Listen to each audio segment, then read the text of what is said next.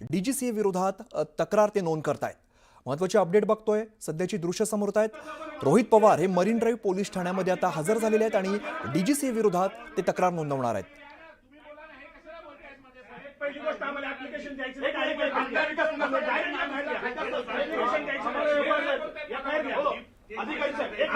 सुस्मिता बधाने आमच्या प्रतिनिधी आपल्याला अधिकची माहिती देतात। सुस्मिता, आपण बघतोय रोहित पवार आता मरीन ड्राइव्ह पोलीस ठाण्यामध्ये दाखल झालेले आहेत।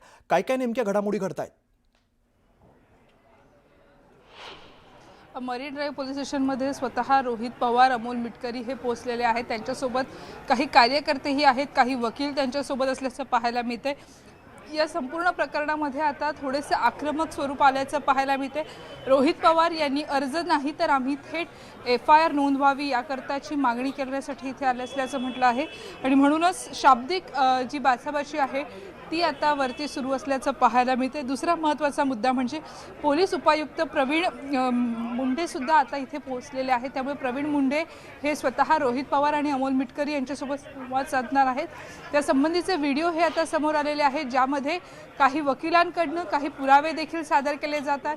टेबलावरती काही फायली, काही पुस्तकं देखील रोहित पवार यांनी मांडलेली आहेत। केवळ अजित पवार हे माझे नातेवाईक, माझे काका नाही, तर आपल्या सरकारमधील एक नेता गेलेला आहे। पोलीस प्रशासनावरती कायम त्यांचं लक्ष असायचं आणि अशा वेळेला तुम्ही कोणाची दिशाभूल करतायत अशा पद्धतीचा सवाल देखील रोहित पवार यांनी विचारलेला आहे। आम्हाला अर्ज नाही तर थेट गुन्हा नोंदवण्यात यावा अशा पद्धतीची मागणी अमोल मिटकरी आणि रोहित पवार यांनी आक्रमक पद्धतीने करताना आपल्याला या सगळ्या व्हिडिओमध्ये पाहायला मिळते। बरोबर सुस्मिता, आपण बघतो दृश्यांमध्ये रोहित पवार काहीसे आक्रमक झाल्याचं सुद्धा आपल्याला बघायला मिळत आहेत। डीजीसीए विरोधात तक्रार नोंदवली जाते। कोणते कोणते प्रमुख मुद्दे रोहित पवार आता मांडताना दिसतात? कारण याआधी सुद्धा अनेक शंका रोहित पवार यांनी उपस्थित केलेल्या होत्या। सुस्मिता, या संपूर्ण प्रकरणामध्ये 5 FIR नोंदवण्यात याव्या अशा पद्धतीची मागणी रोहित पवार यांनी काही वेळापूर्वी माध्यमांसमोर बोलताना मांडलेली होती। डीजीसीएने एकूणच ज्या पद्धतीचा हा सगळा कार्यभार केलेला आहे यामध्ये अनेक संशयास्पद मुद्दे आहेत। त्यामुळे डीजीसीएवरती सदोष मनुष्यवधाचा गुन्हा नोंदवण्यात यावा, VSR कंपनीवरती देखील कारवाई करण्यात यावी। केवळ काही विमानं उड्डाणापासून रोखण्याऐवजी त्यांना संपूर्णपणे कंपनीलाच बाद करण्यात यावं, बंद करण्यात यावं अशा पद्धतीची मागणी त्यांनी केलेली आहे। ॲरो या संस्थेनं ज्या वेळेला ही माहिती दिली की साधारणपणे वातावरण हे योग्य आहे, कुठेही धोका नाहीये, तुम्ही लँडिंगसाठी योग्य असणारं वातावरण असल्याची जी माहिती दिली त्या संस्थेवरती सुद्धा कारवाई करण्यात यावी अशा पद्धतीची मागणी केली। आणि या सगळ्यामध्ये एक मुद्दा जो आज नव्यानं रोहित पवार यांनी सांगितलेला आहे तो म्हणजे हा घातपात असण्याची शक्यता सर्वाधिक आहे। त्यामुळे एका अज्ञात व्यक्तीवरती सुद्धा पोलिसांनी गुन्हा नोंदवावा आणि सखोल चौकशी करावी। शासकीय यंत्रणांचा हस्तक्षेप न होता ही सगळी चौकशी व्हावी आणि त्याकरता प्राथमिकता म्हणून FIR नोंदवणं खूप गरजेचं आहे। आणि ही FIR नोंदवण्यासाठी आपण बघतोय दोन्ही राष्ट्रवादी या एकत्र आलेले आहेत। एकीकडे अमोल मिटकरी आहेत, ज्यांनी अनेक पुरावे सादर केलेले आहेत, अनेक गोष्टी या मांडलेल्या होत्या। त्याचबरोबर रोहित पवारांनी सुद्धा हा घातपात आहे की अपघात याबद्दलची शंका व्यक्त केलेली होती। संदीप क्षीरसागर सुद्धा इथे पोहोचलेले आहेत। त्यामुळे एकूणच या सगळ्या परिस्थितीमध्ये जर आपण बघितलं तर गुन्हा नोंदवला जातोय का हे बघणं महत्त्वाचं असणार आहे। ज्या पद्धतीची खडाजंगी समोर येते आहे त्यामधनं आणखीन काही वेळ, आणखीन काही तास या प्रक्रियेला लागण्याची शक्यता आहे। बरं, प्रेक्षकांना आपण पुन्हा एकदा सांगूया की रोहित पवार आपल्याला सध्या दृश्यांमध्ये दिसत आहेत, अमोल मिटकरी दिसत आहेत, हे मरीन ड्राइव्ह पोलीस ठाण्यामध्ये सध्या गेलेले आहेत आणि डीजीसीए विरोधात तक्रार नोंदवली जाते। दृश्यांमध्ये अगदी स्पष्टपणे आपल्याला बघायला मिळतंय की शाब्दिक वाद काही सुरू असल्याचं आपल्याला बघायला मिळतंय।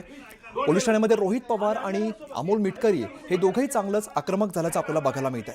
पुन्हा एकदा जाऊया सुस्मिता यांच्याकडे। सुस्मिता, वादावादी होण्याचं नेमकं कारण काय? कारण दोघंही आपल्याला हे आक्रमक झाल्याचं अगदी स्पष्टपणे दिसतंय। आता या संपूर्ण प्रकरणामध्ये आपण जर बघितलं तर मरीन ड्राइव्ह पोलीस स्टेशनमध्ये प्रवीण मुंडे DCP आहेत, त्यांनी स्वतः येणं पसंत केलेलं आहे। कारण ज्या पद्धतीचे राजकीय आरोप आतापर्यंत रोहित पवार यांनी केलेले होते ते म्हणतात की सबळ पुरावे आहेत, शंका आहे, तर केवळ डायरीमध्ये नोंद करण्याऐवजी आपण गुन्हा का नोंदवत नाही, हा गुन्हा नोंदवण्यामध्ये काय आक्षेप आहे अशा पद्धतीची मागणी केलेली आहे। दुसरा महत्त्वाचा मुद्दा म्हणजे सरकारी प्रक्रियेमध्ये तुम्ही ज्या वेळेला अशा पद्धतीची मागणी करतायत तर पोलीस आपली बाजू मांडण्याचा सुद्धा प्रयत्न करते। त्यामुळे एकूणच परिस्थिती जर आपण बघितली तर दोन्ही बाजूंनी हा विरोध होत असल्याचं पाहायला मिळतोय। आता आपण बघतोय काही राष्ट्रवादीचे नेते सुद्धा इद्रिस नायकवडी सुद्धा आता आतमध्ये जाताना आपल्याला पाहायला मिळते. पोलिसांनी संपूर्ण परिसरामध्ये बॅरिकेटिंग केल्याचं पाहायला मिळतं आहे. एक एक करत सगळे नेते हे येताना पाहायला मिळते. विधान परिषदेचे आमदार आहेत इद्रिस नायकवडी, हे आता आतमध्ये पोहोचलेले आहेत मरीन ड्राईव्ह पोलीस स्टेशनमध्ये. ते आपली बाजू मांडणार आहेत. गुन्हा नोंदवला जातो का हे बघणं देखील महत्त्वाचं असणार आहे आणि सोबतच गुन्हा नोंदवताना काय कलमं लावली जात आहेत यावरती सुद्धा रोहित पवार यांनी आक्षेप घेतलेला आहे. त्यामुळे पहिल्या टप्प्यामध्ये गुन्हा नोंदवण्याची प्रक्रिया सुरू करणे, योग्य ती कारवाई होण्यासाठी सबळ असे कलम लावणं, अशा अनेक गोष्टींच्या बाबतीत ही शाब्दिक वादावादी सुरू असल्याचं सध्या आपल्याला पाहायला मिळते. बरोबर, सध्या आपण ही दृश्य जी बघतोय ती मरीन ड्राईव्ह पोलीस ठाण्याची दृश्य आहेत. या ठिकाणी आपण बघतोय राष्ट्रवादीचे, खरं तर दोन्ही राष्ट्रवादीचे बरेच नेते आपल्याला बघायला मिळत आहेत. अमोल मिटकरी आहेत, रोहित पवार स्वतः आहेत. DGCA विरोधात तक्रार नोंद केली जाते. काहीशी शाब्दिक चकमक झालेली आपल्याला बघायला मिळते. पोलीस अधिकारी आपल्याला दिसत आहेत आणि खरं तर जानेवारीमध्येच DGCAचा अहवाल आलेला होता आणि तेव्हाच VSRला क्लीन चिट देण्याचा प्रयत्न झाला, असा गंभीर आरोप खरं तर रोहित पवारांनी केला. आणि यानंतर आपण बघतोय DGCA विरोधात तक्रार नोंद केली जाते. दोन्ही राष्ट्रवादीचे कार्यकर्ते रोहित पवार आहेत, अमोल मिटकरी आहेत, अनेक राष्ट्रवादीचे नेते आपल्याला या ठिकाणी बघायला मिळत आहेत आणि पोलिसांसोबत काहीशी शाब्दिक चकमक झाल्याचं सुद्धा आपल्याला बघायला मिळत आहे. अनेक गंभीर प्रश्न यापूर्वी सुद्धा रोहित पवार यांनी त्यांच्या पत्रकार परिषदेत उपस्थित केलेले होते आणि यानंतर आपण बघतोय काल VSRवरती पहिली कारवाई झाल्याचं आपल्याला दिसलं.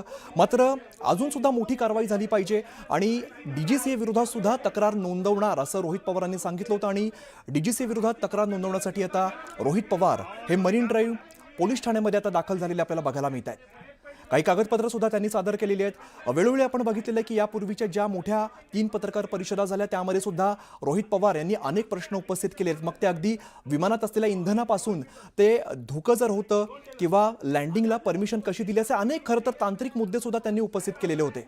यानंतर DGCA विरोधात सुद्धा तक्रार नोंदवणार असं रोहित पवारांनी सांगितलं आणि आता DGCA विरोधात तक्रार नोंद करण्यासाठी आता Rohit Pawar marine drive police ठाण्यामध्ये हजर झालेले आहेत.